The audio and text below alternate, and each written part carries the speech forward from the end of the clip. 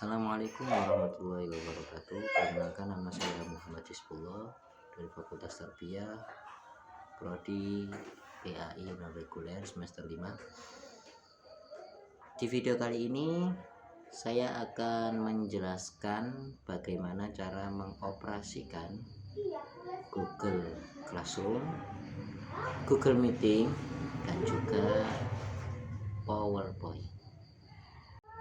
Mari simak videonya. Baik, di video kali ini saya akan menjelaskan bagaimana cara mengoperasikan Google Classroom, Google Class Meeting, dan PowerPoint. Mari simak videonya. Yang pertama, kita harus masuk ke Google Chrome terlebih dahulu untuk mengoperasikan Google Classroom-nya. Jadi, pastikan Anda sudah memiliki akun Google yang telah terdaftar di Google tersebut. Kemudian kita klik. Setelah kita klik, kemudian kita menuju ke bagian search, pencarian. Kita tulis Google Class.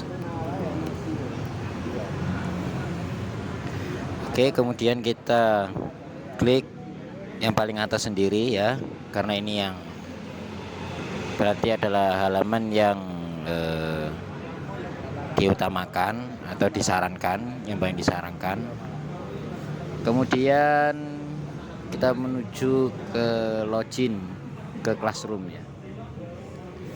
Setelah login, kita nanti akan dipindahkan ke beranda Classroom, dimana di sini banyak sekali menu ya, ada beranda, kalender, kelas yang diarsipkan, dan setelan, dimana nanti di setelan kita bisa men-setting sesuai dengan apa yang kita butuhkan.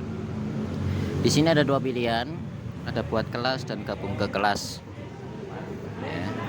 Ketika kita menjadi guru atau pengajar, maka kita pilih yang buat kelas. Akan tapi kalau misalkan kita sebagai murid atau mahasiswa, maka kita pergi ke pilihan gabung ke kelas. Karena di sini saya ingin menjelaskan bagaimana cara membuat tugas dan lain sebagainya, maka di sini saya akan mengambil yang buat kelas untuk pengajar atau guru. Di sini ada ketentuan yang harus kita baca terlebih dahulu. Setelah kita baca, kita checklist saya telah membaca dan memahami pemberitahuan di atas, kemudian kita lanjutkan. Di sini kita disuruh untuk mengisi dokumen yang ada di sini. Tujuannya apa? Buat kelas, berarti nama kelas, bagian mata pelajaran, dan ruang ini nanti yang akan keluar di display pertama. Kita tulis di sini.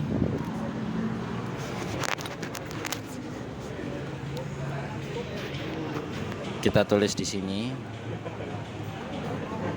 misalkan metodologi penelitian kuantitatif. Nah, sudah. Kemudian kita menuju ke bagian. Boleh misalkan kita tuliskan semester 5. Mata pelajarannya statistik, misalkan seperti itu ya. Ini hanya sekedar contoh, dan nanti untuk pengajar dan guru bisa menyesuaikan sesuai dengan pelajaran yang akan diampu. Kemudian ruang, misalkan kita isi di sini kelas A karyawan ya, disingkat CAKAR. Kita buat, kita klik tombol buat, kita tunggu sebentar, maka di sini akan keluar display seperti ini. Kemudian di dalam kelas atau di dalam forum itu ada beberapa pilihan. Yang pertama forum di sini kita bisa melihat di sini ada kode kelas, di mana nanti ketika kita ingin mengundang siswa atau murid atau mahasiswa, Kita bisa menyalin link tersebut dan kemudian dikirimkan ke media sosial. Misalkan contoh kita kirim ke WhatsApp, kita kirim ke Gmail dan lain sebagainya. Jadi di sini, nah ini secara otomatis kita sudah mendapatkan link yang dapat kita salin. Kita salin misalkan. Oke, kemudian kita kirimkan ke medsos yang kita inginkan. Sudah. Kemudian ada yang namanya tugas kelas. Pilihan tugas kelas ini adalah ketika kita ingin membuat sebuah tugas yang kita tugaskan untuk murid-murid kita, maka kita klik ini tugas kelas, kemudian di sini ada tombol plus dan ada tulisan buat, kita tekan. Nah di sini ada beberapa pilihan. Yang pertama, kita bisa membuat tugas sesuai dengan arahan kita. Kemudian tugas kuis, kita bisa mengisi secara langsung, secara manual, kuis apa yang akan kita bagikan dan jawabannya. Jadi seperti itu. Kemudian pertanyaan, kita hanya bisa menyiapkan pertanyaan. Bedanya apa tugas kuis dan pertanyaan? Kalau tugas kuis itu biasanya pilihannya itu A, B, C, D, atau pilihan ganda. Tapi kalau pertanyaan itu biasanya kita hanya mengisi pertanyaan saja dan nanti akan dijawab oleh mahasiswa atau siswa. Kemudian materi ini kita bisa, misalkan kita ingin agar mahasiswa kita ini mempelajari sebuah jurnal atau menganalisis sebuah makalah dan lain sebagainya, lah itu bisa kita taruh sini. Kemudian orang ini berarti adalah siapapun yang berada di kelas metodologi penelitian kuantitatif semester 5 ini. Di sini seperti itu. Di sini kan karena tadi saya memilihnya sebagai pengajar, maka di sini pengajarnya hanya saya. Kemudian untuk siswanya masih belum, karena memang belum ada siswanya ya. Insya Allah SPD insya Allah ya. Lah kemudian kita bisa mengundang siswa ya dengan cara seperti itu tadi. Kita bisa menambahkan link di WhatsApp, misalkan kita punya grup kelas dan lain sebagainya seperti itu. Atau misalkan kita langsung japri dia, misalkan kita sudah tahu punya daftar email, alamat emailnya ya, maka kita kirimi link yang telah kita download tersebut, kemudian kita share ke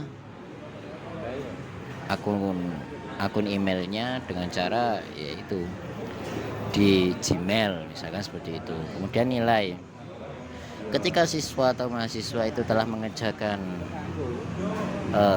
tugas yang telah kita tugaskan kepada mereka, maka nanti otomatis mereka tugasnya akan terlampir di sini dan kita bisa menilai secara langsung. Nah, karena ini nggak ada muridnya ya berarti kita masih belum bisa. Nah, sekarang kita fokus ke pembuatan tugas ya. Kita buat tugas biasa saja ya. Gini sebagai contoh, coba kita tuliskan atau analisis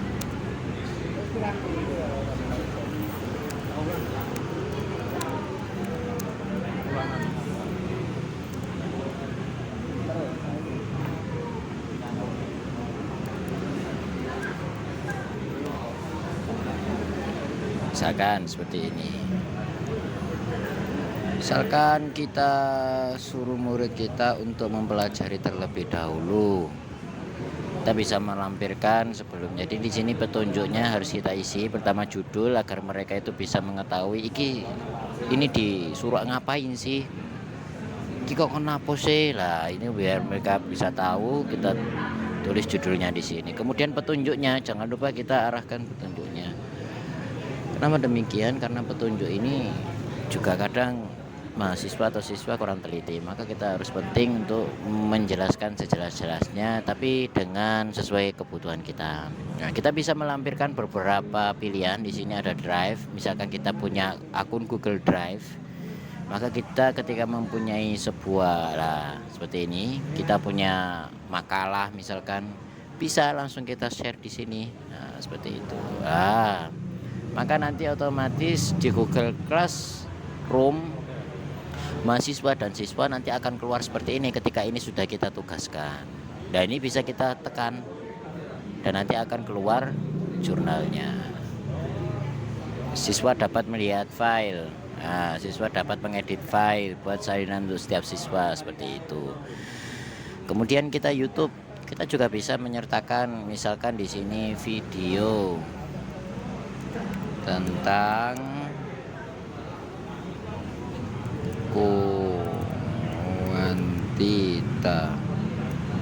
kuantitatif uji korelasi misalkan. Oke. Nah, metode penelitian korelasi langsung ya, atau misalkan uji korelasi hubungan variabel X terhadap variabel Y. Jadi kita pilih. Jadi nanti mereka dapat mengakses video ini. Nah, seperti itu.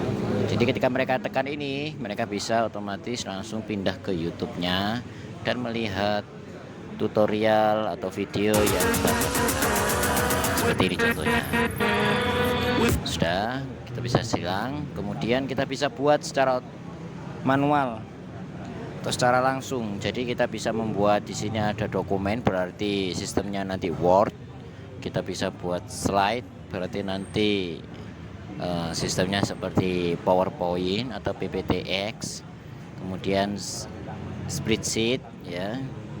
Kemudian kita juga bisa memberikan gambar, kita bisa menggambar atau bisa mengedit sendiri atau mengambil dari internet, atau kita membrowsing sebuah gambar. Misalnya ini adalah rumus uji korelasi dan uji regresi linear sederhana dan sebagainya. Kemudian formulir, kita juga bisa memilihkan formulir di sini. Kemudian video ya, video ini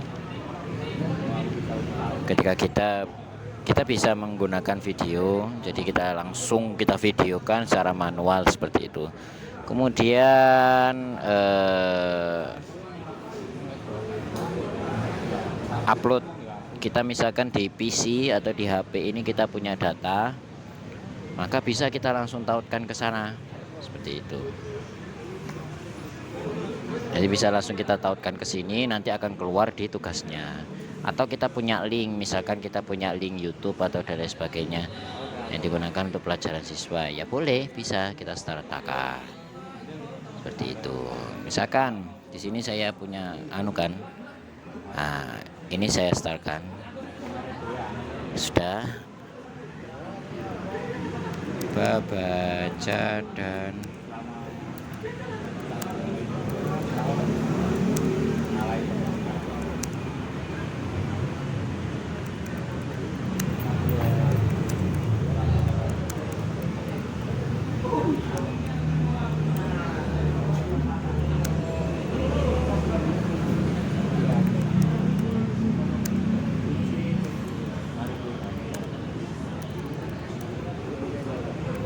kemudian buatkan data dummy. Data dummy itu berarti data karangan atau data buatan ya. Jadi itu bukan data yang faktual ya, buatan. Kemudian minimal misalkan kita kasih 10 responden.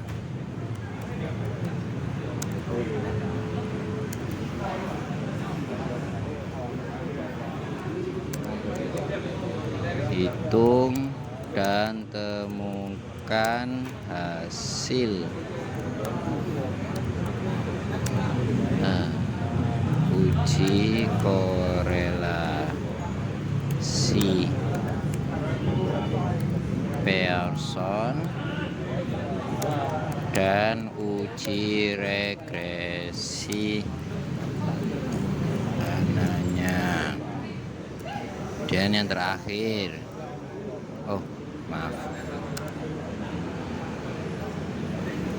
coba uji signifikansikan menggunakan acuan T-hitung.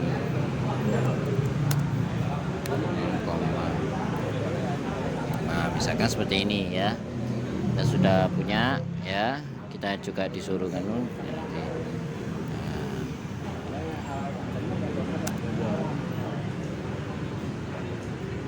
hitung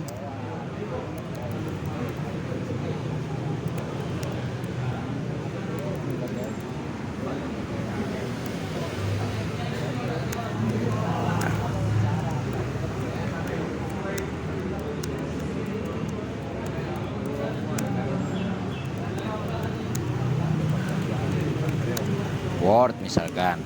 Kenapa kok format Word? Agar kita bisa mengedit ya. Nah, seperti itu. Nah, kemudian kita kasih tenggat ya. Jadi kita bisa menggunakan tenggat ini tujuannya apa? Agar satu ya, agar mereka bisa tepat waktu ya. Maka di sini kita misalkan besok ya, kita kasih besok tanggal 22 Desember 2025. Oke.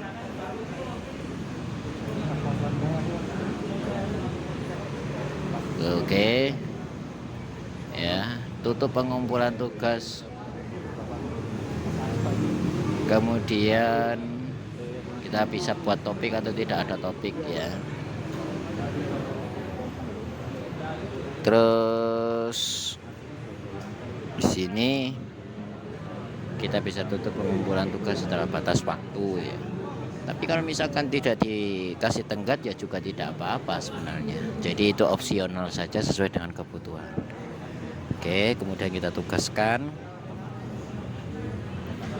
Maka tugas Classroom di forum kelas metodologi penelitian kuantitatif semester 5 sudah jadi. Baik.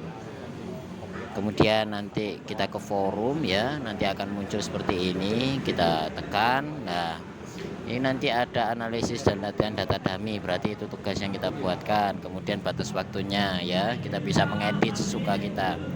Kita undang siapa aja ya, karena nggak ada muridnya ya diserahkan dan ditugaskan. Jadi yang ditugaskan satu, yang diserahkan ini belum ya, karena memang nggak ada muridnya. Petunjuknya seperti apa? Seperti ini ya. Kita juga bisa mengatur nilainya ya, jadi seperti itu. Nah, jadi seperti ini.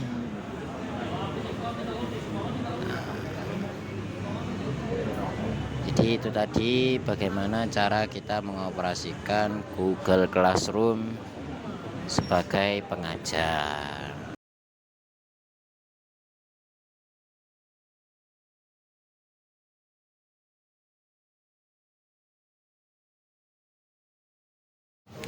Di video selanjutnya saya akan menjelaskan bagaimana cara menggunakan Google Meeting atau yang biasa disebut sebagai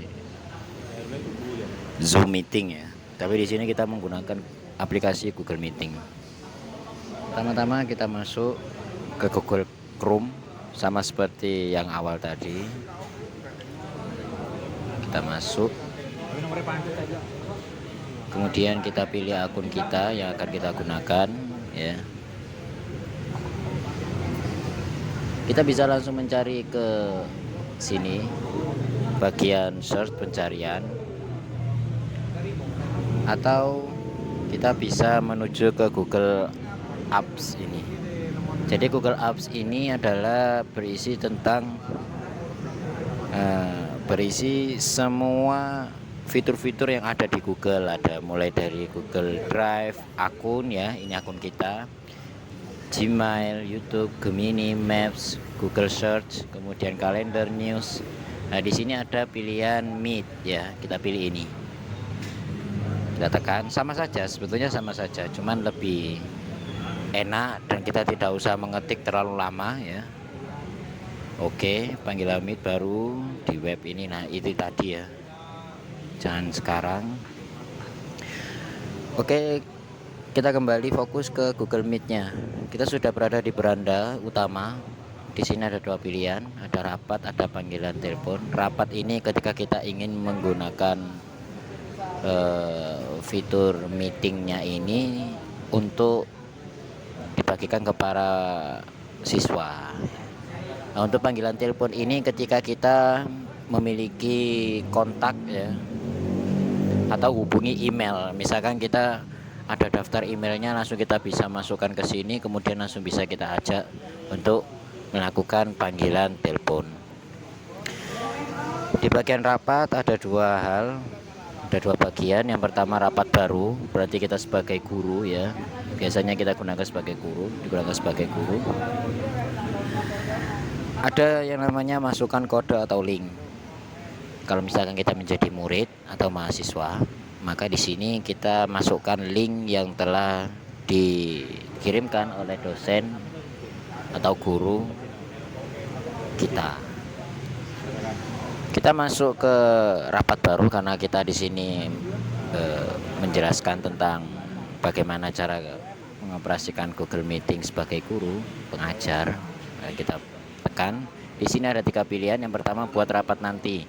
Buat rapat nanti ini ketika kita ingin melakukan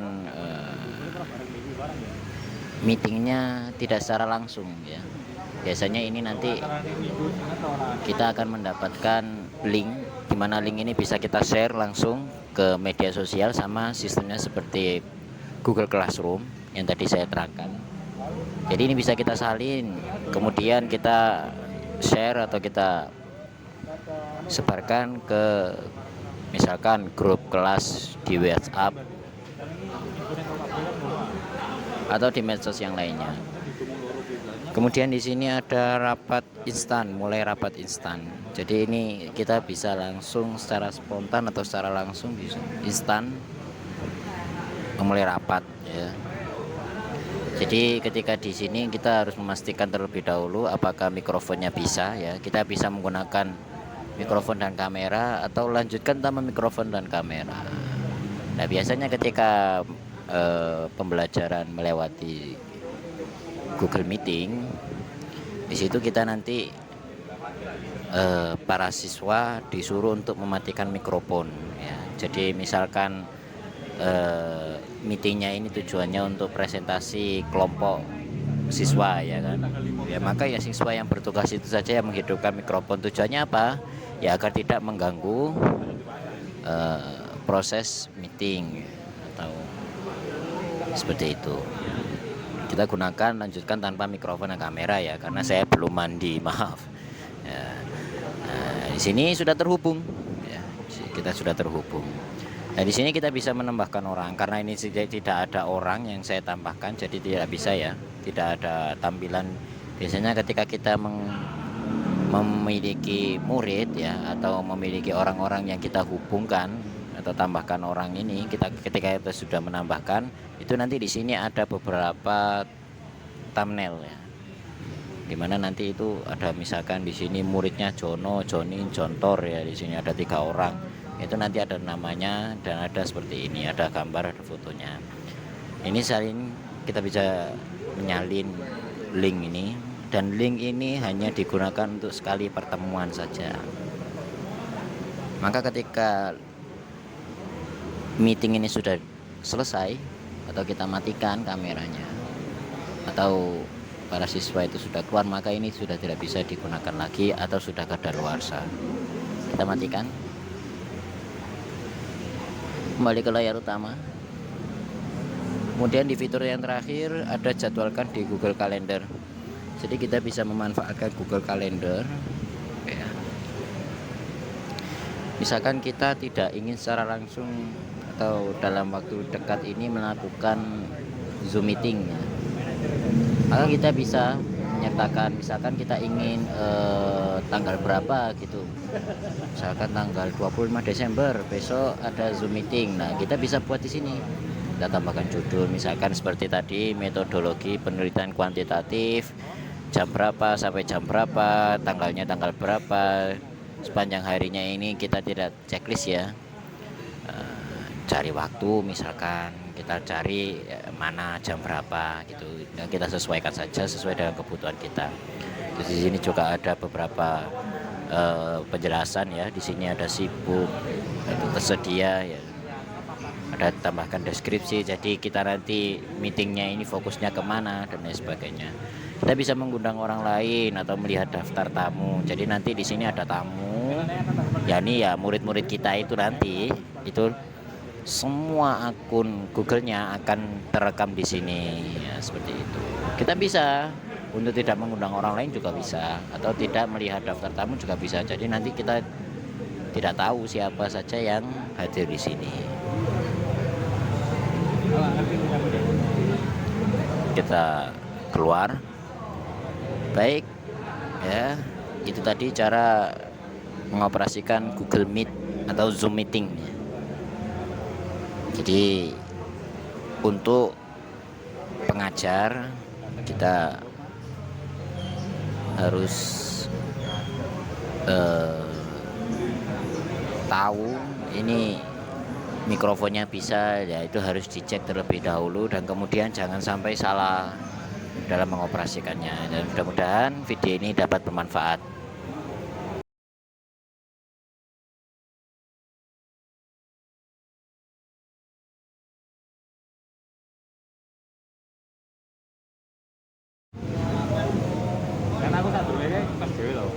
Video selanjutnya kita membahas tentang PowerPoint.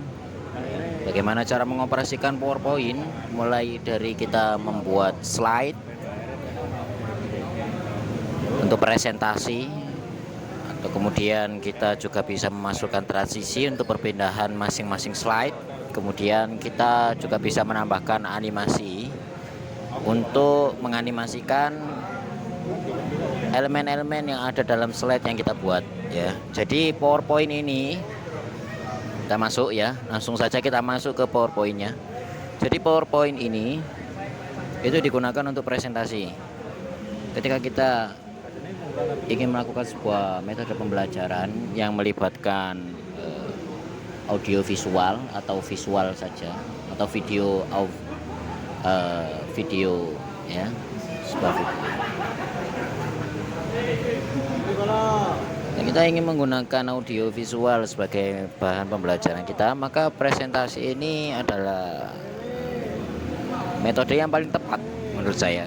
Jadi di sini kita bisa menjelaskan kepada para siswa ya, tanpa perlu para siswa membaca buku ya, tapi tetap tidak mengalahkan ketika para siswa itu membaca buku ya.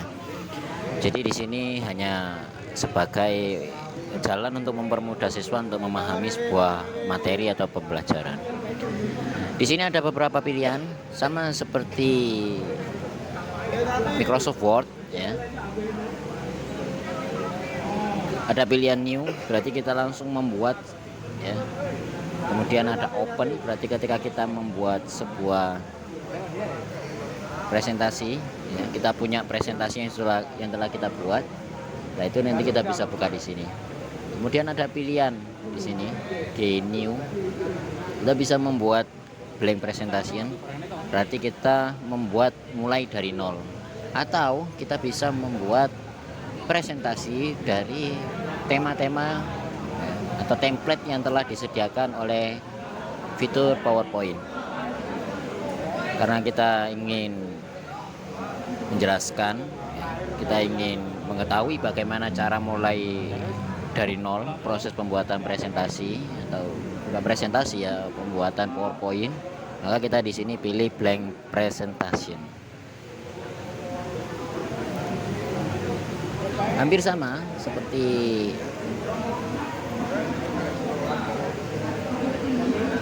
seperti Microsoft Word. Jadi di sini juga ada pilihan home, insert, kemudian design, transition, dan animation. Bedanya di sini, ketika kita memilih desain, maka yang keluar di sini bukan desain tentang tulisannya saja, kan, tapi desain backgroundnya. Kita bisa memilih sesuka hati kita. Misalkan kita pilih yang mana? Ini biar kelihatan ya, saya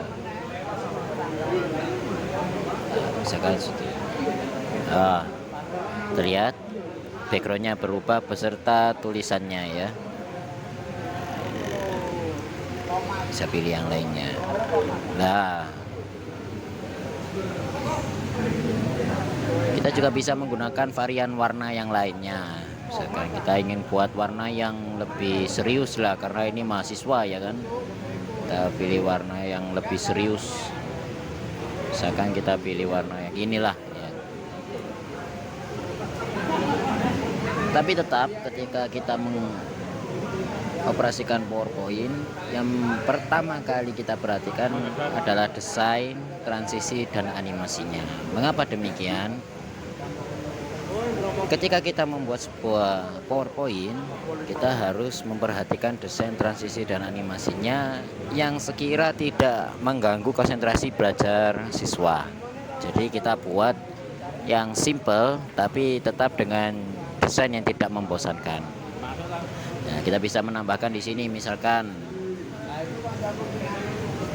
MedPen ya, ini singkatan metodologi penelitian kuantitatif. Sudah. Kemudian kita di sini kita masukkan misalkan saya ya.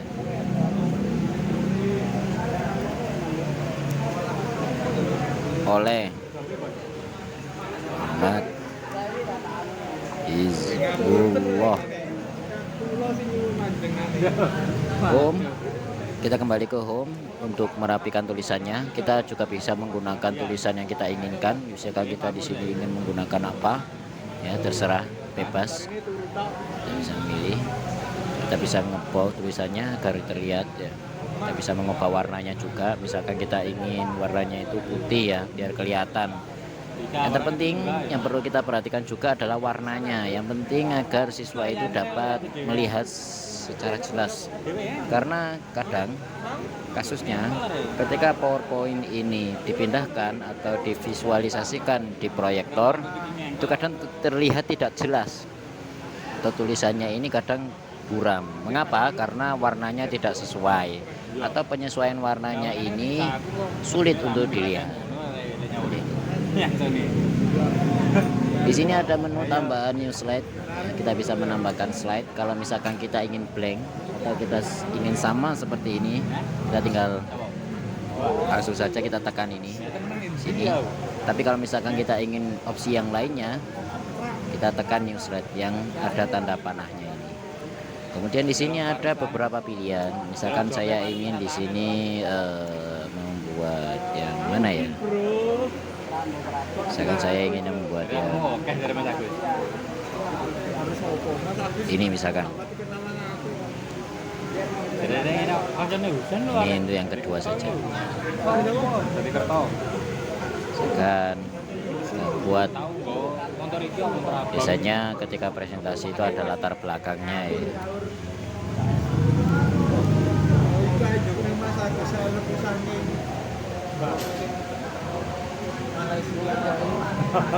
Kita edit terlebih dahulu ya.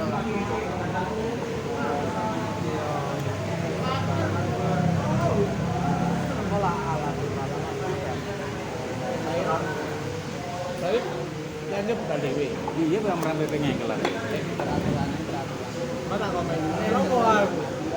Kalau mainannya kan ketemu aku tau. Aku katanya support. Dia katanya Kemudian kita tambahkan di sini beberapa teks ya. Di sini saya pakai format lorem ipsum. Ini format seperti biasanya. Kita ubah tulisannya, kita kontrol A untuk mengeblok semua atau seleksi semua. Kemudian kita rubah ke tulisan yang warna putih. Kita bold agar tulisannya lebih terlihat ya, lebih jelas. Kita atur jaraknya demikian.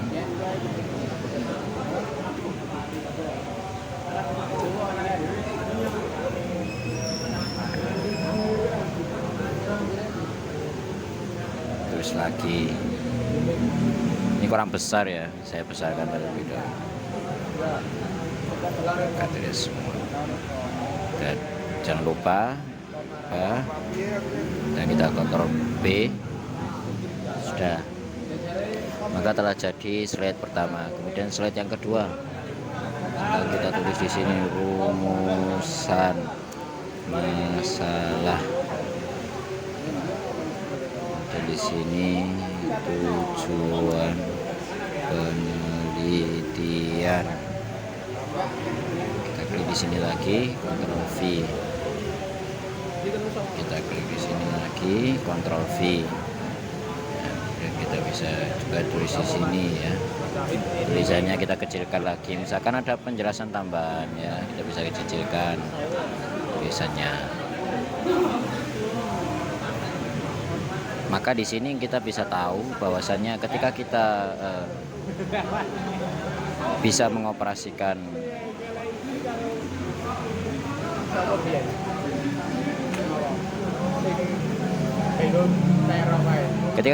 mengoperasikan Microsoft Word, maka sudah bisa dipastikan kita juga tidak kebingungan ketika mengoperasikan ini. Ini saya warnain putih. Ini saya warnain putih.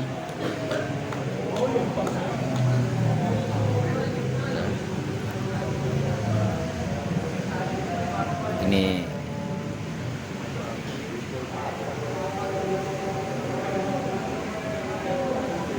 besarkan,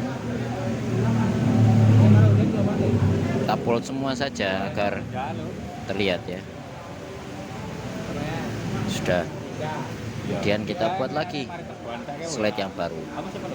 Misalkan kita mau membuat ada gambarnya ya, atau misalkan kita buatnya jangan yang ini ya, kita buat ada yang ada statistiknya, misalkan kita hapus terlebih dahulu ya. Ketika kita ingin menghapus ya kita tekan ini, kita klik backspace, maka nanti akan terhapus ya. Kita cari yang lain, oh misalkan ini ya.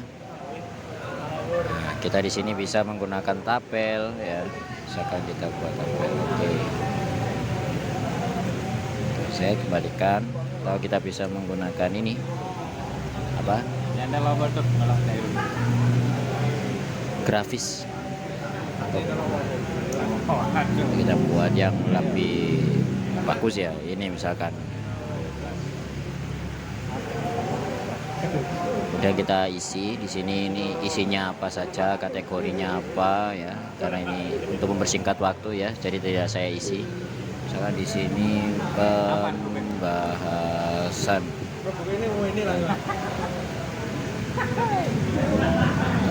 Ctrl A, kita besarkan. Nah,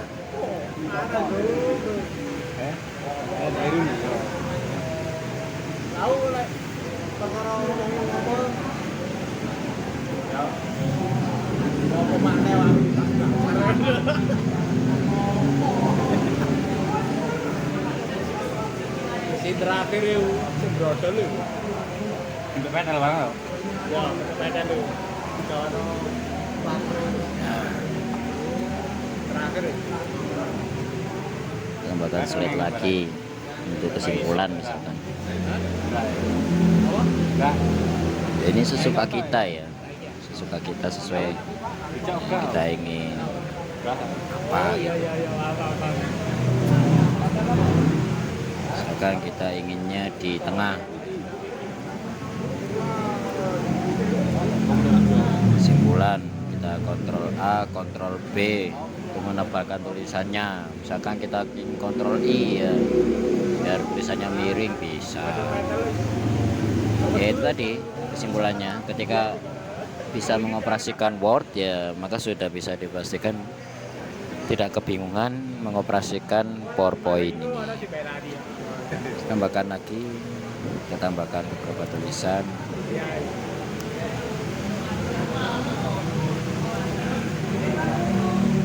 Nah, seperti ini. Ctrl A, Ctrl B, kita rubah warnanya. Oke, sudah jadi. Kita bisa menengahkan tulisannya, misalkan kita agak tengahkan ke sini. Sudah. Kemudian telah jadi, di sini ada 5 slide ya. Kemudian kita pindah ke bagian transisi. Ketika kita ingin menambahkan transisi perpindahan antara slide satu dengan slide yang lainnya, maka kita menuju ke bagian transition. Di sini ada beberapa pilihan ya. Kita bisa menggunakan ini. Oke, sorry, kita ke bagian yang pertama terlebih dahulu. Ya. maka akan muncul seperti ini. Ada beberapa pilihan. Kita juga mengedit bagaimana maunya di mana. Misalkan muncul transisinya itu di sebelah mana, kita bisa menyesuaikannya. Saya menggunakan yang ini. Kemudian saya buat yang ini ya, kelihatan bagus ini, cocok. Dan yang ketiga kita buat yang glitter. Wah, bagus kan. Jadi kita buat semenarik mungkin, tapi jangan sampai mengganggu konsentrasi siswa.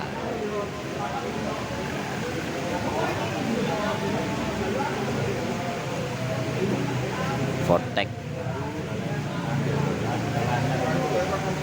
Setelah selesai maka akan tampil seperti ini ya. Kita coba lihat di slideshow tampilan ketika nanti dijadikan presentasi atau ketika ditampilkan di proyektor. Terlihat menarik ya. Gambar yang seharusnya atau sebelumnya itu polos ya, tapi menjadi menarik. Nah, dengan ditambahkan fitur transisi.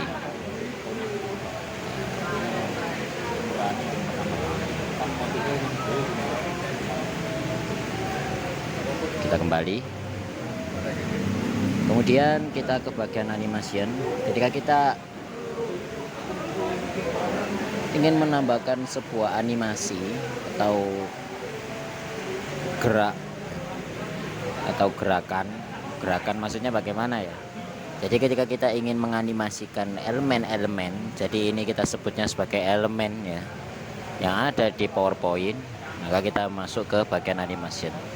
Kita bisa menggunakan ini misalkan ya untuk yang pertama, kemudian yang kedua ya. Jadi kita klik terlebih dahulu tulisannya, kemudian kita atur. Di sini saya ingin seperti ini. Jadi biar kelihatan tabrak kan gitu ya. Nah, di sini kita ada beberapa pilihan ketika memulainya. Timing ini ya, kita bisa mengatur durasinya, maksudnya durasi animasinya berjalannya itu. Semakin sedikit angka yang kita tekan di sini, maka akan semakin cepat. Di sini saya menggunakan 50 rata-rata ya. Dan di sini ada pilihan start. Ketika kita ingin memulai sebuah animasinya, maka di sini ada kolom start. On click itu berarti ketika kita mengeklik sebuah atau ketika kita mengklik mouse ya, atau touchpad yang ada di laptop, itu nanti akan keluar. Saya tunjukkan ketika di bagian slideshow. Ini ketika kita tidak tekan mouse-nya, maka tidak akan keluar gambarnya. Ketika kita tekan, animasinya akan muncul 1, 2. Jadi seperti itu. Bagaimana kalau ketika kita ingin agar gambarnya ini secara otomatis bisa melakukan animasi? Maka di sini kita tekan tanda panah, ada 3 pilihan. Yang pertama on click seperti yang saya jelaskan tadi. Kemudian with previous. Previous ini untuk gambar yang pertama kali muncul animasinya. Kemudian kalau after previous itu jadi nanti ketika gambar yang pertama sudah keluar, maka gambar yang kedua akan keluar, atau elemen yang pertama keluar, elemen yang kedua akan keluar. Saya tunjukkan. Jadi di sini karena Madpen kuantitatif adalah judul yang paling atas, jadi biasanya saya membuatnya seperti itu, maka saya di sini membuatnya with previous untuk pertamanya. Jadi ini untuk permulaan, yang ini untuk akhiran. Ketika kita slideshow, maka hasilnya akan seperti ini. Secara otomatis tanpa kita perlu menekan mouse kita. Sudah. Untuk mempersingkat waktu, saya akan animasikan semuanya ya. Tapi dengan saya percepat durasi waktunya.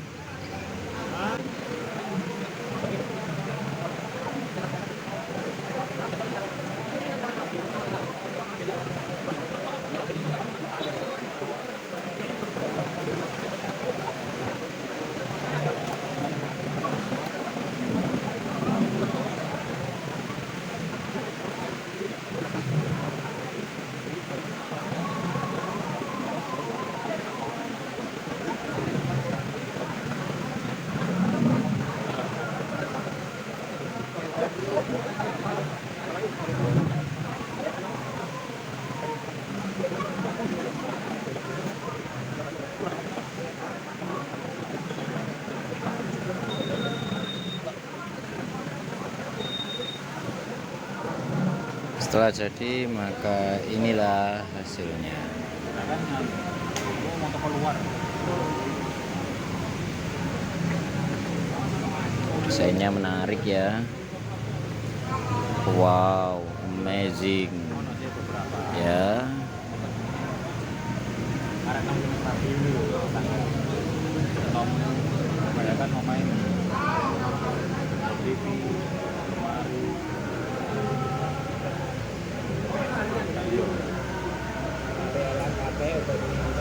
Kalau ngomong biasa, kalau bikin minibar orang, jadi apa ya nah? Ya estetika. Nah iya.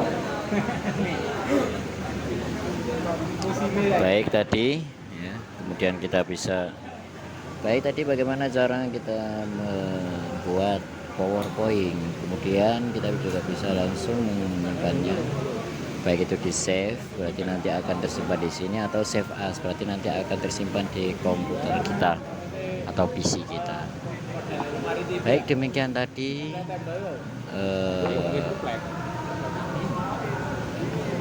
penjelasan bagaimana cara mengoperasikan PowerPoint. Cukup sekian, semoga bermanfaat bagi kita semua.